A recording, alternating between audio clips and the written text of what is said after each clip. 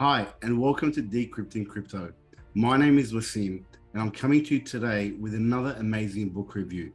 Now, this book is another book that I always keep on my desk. It's a book that has helped me achieve the financial results that I've achieved in my life.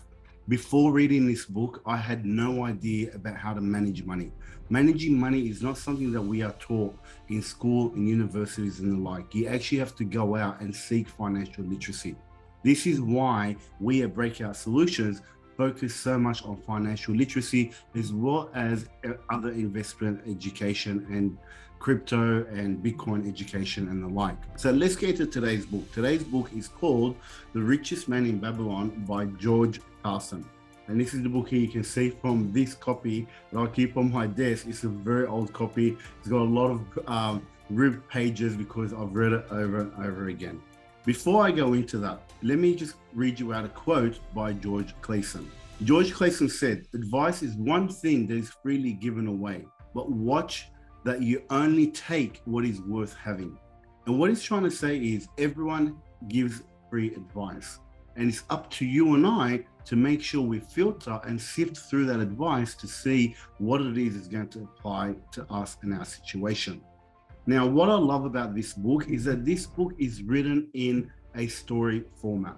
It's written in terms of a novel and stories about a child who's going through in Babylon, wanting to become very rich. Now, if you know anything about Babylon and the history of Babylon, the Babylonians discovered many of the basic principles for creating wealth, such as saving a small part of your monthly income, investing wisely, learning to lend your money instead of borrowing your money.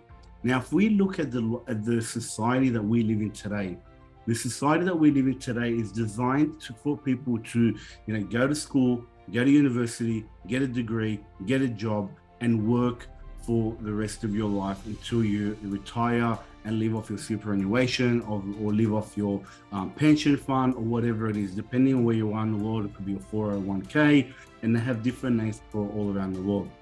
But what this book talks about is how any person can become rich, financially rich. I mean, riches can be many, many different things, but in this book, they talk about sound, basic money principles that can apply to any time and anywhere in the world. And we're not talking here about people who were born rich or people with a silver spoon in their mouth. We're talking about people who've worked hard for a few decades and then been able to get out of their job and never have to look back again, because they have mastered the principles of money management. Now, a lot of people tell you, save for a rainy day, the old saying, save for a rainy day, put your money under the mattress and whatnot. What this book teaches you is some very basic principles about saving money, about investing money, and about lending money. And the first thing about saving money that they talk about, that George talks about in The Richest Man in Babylon, is to save at least 10% of your income. So every month, take 10% of your income and put it aside. Pay yourself first. We live in a society where we are taught to buy now, pay later, and push that debt down the track. And just understand that every time you go into any of these financial agreements, where you're taking a loan for instant gratification, whether it's a car, whether it's a TV, whether it's a laptop, whatever it is that you're buying now, paying later, that's money that you are putting away that you can't save, and you can't save for yourself and invest it for yourself.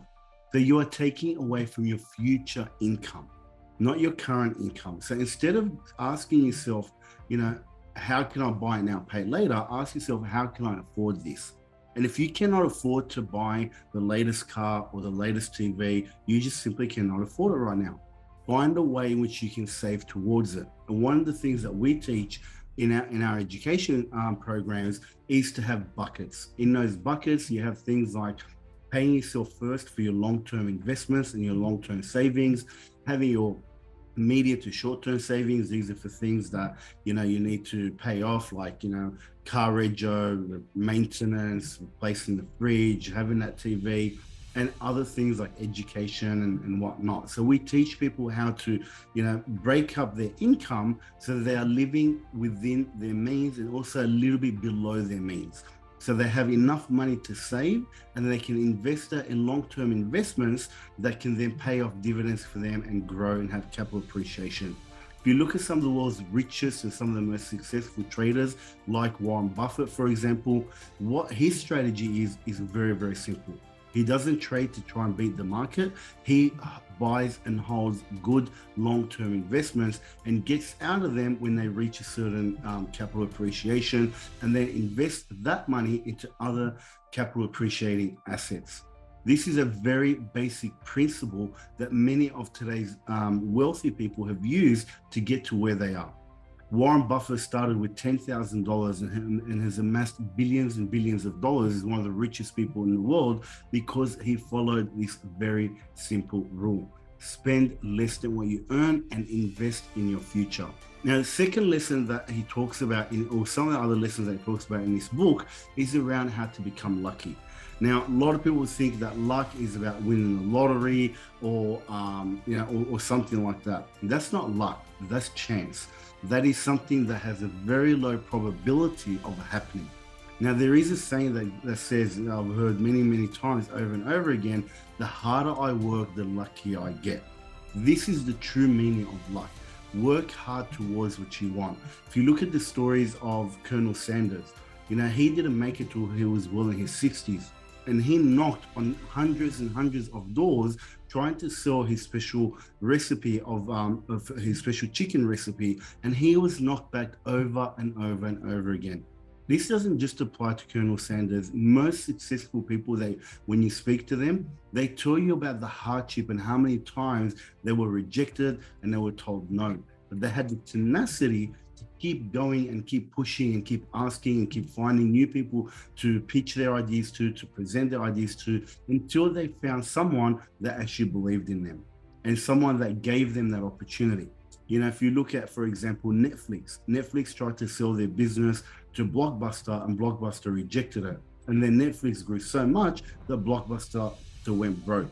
So being lucky isn't about something of chance happening to you. It's about the harder you work and the more that you work towards your goals, and having the tenacity to go through rejection, to go through failure, that allows you to get to a point where you become lucky. It goes back to the saying, as I said before, the harder I work, the luckier I become. And one of the other principles, and the last principle that I'm going to cover today, is around never taking on any debt.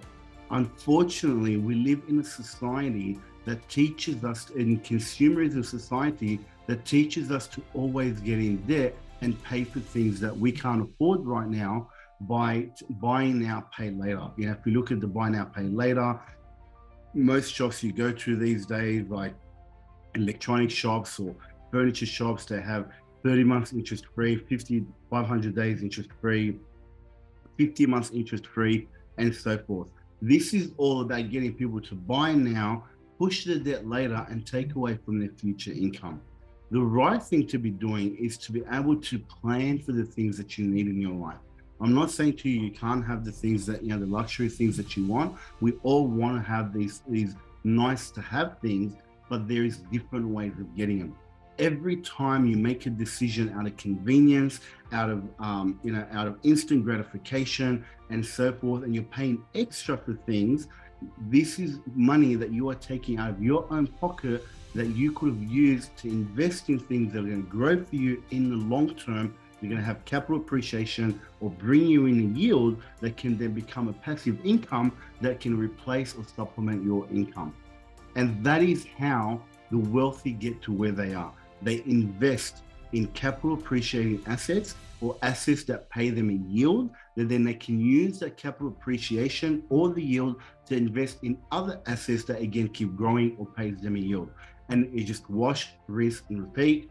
And that's the fastest way to creating wealth. There's no such thing as getting rich overnight. However, there are certain sound steps that you can take every single day, no matter where you're starting.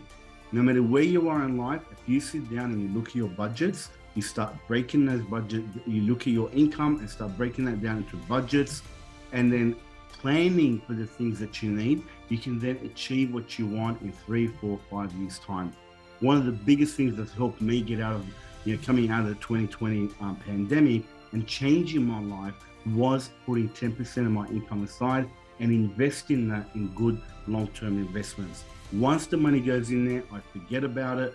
I forget that it even exists, because this is my long-term investment in assets that I believe are going to grow. So these are 3 tips from The Richest Man in Babylon. Highly recommend you grab this book. It's not a very long book to read. You can read each chapter on its own, because each chapter is a story on its own. And anybody can read it. It's very enjoyable, very easy to read, and can teach you really sound principles that you can apply to your finances that will change your financial future. That's it for me today, guys. Until the next time, have an amazing day, an amazing week, and I'll see you at the next video.